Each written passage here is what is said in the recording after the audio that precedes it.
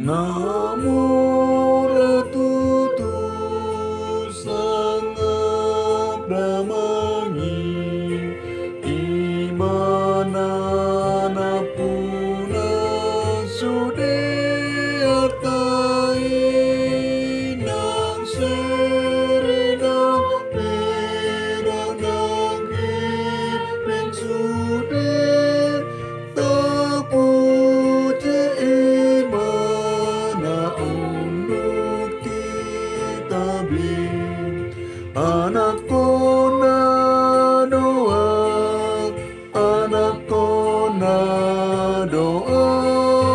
di Tuhan Yesus anak kona doa.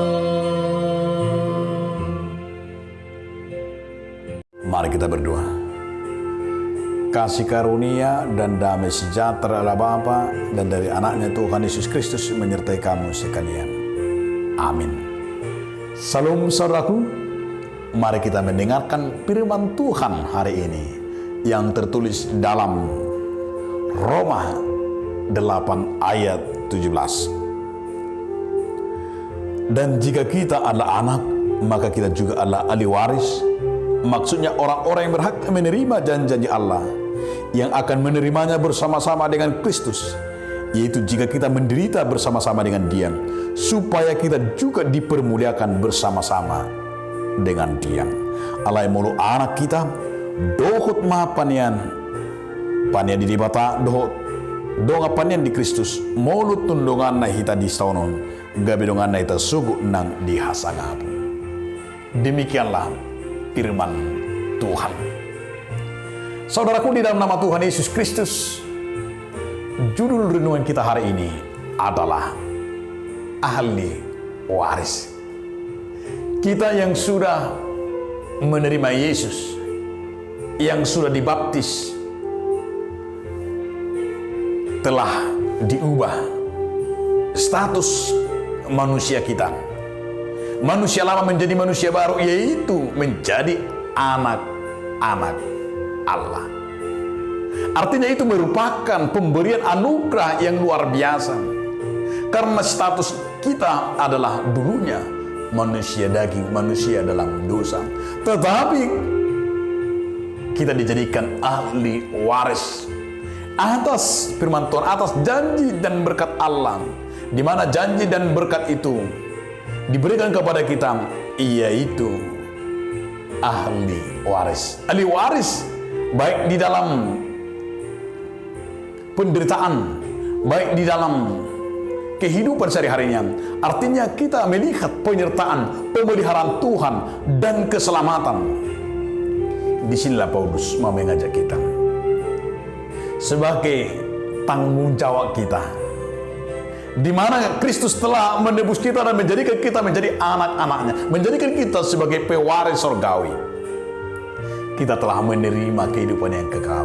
Kita telah bersama-sama dengan Yesus di paradiso.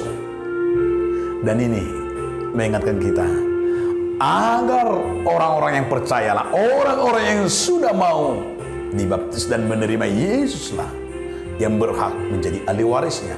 Maksudnya orang-orang yang berhak menerima janji itu, yaitu ketika mau menderita, mau menerima, dan mau bersama-sama dengan Yesus.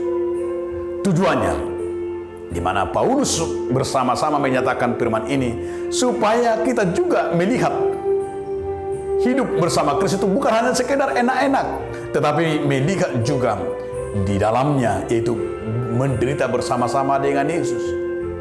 Seperti Paulus, dia ikut juga menderita bersama-sama.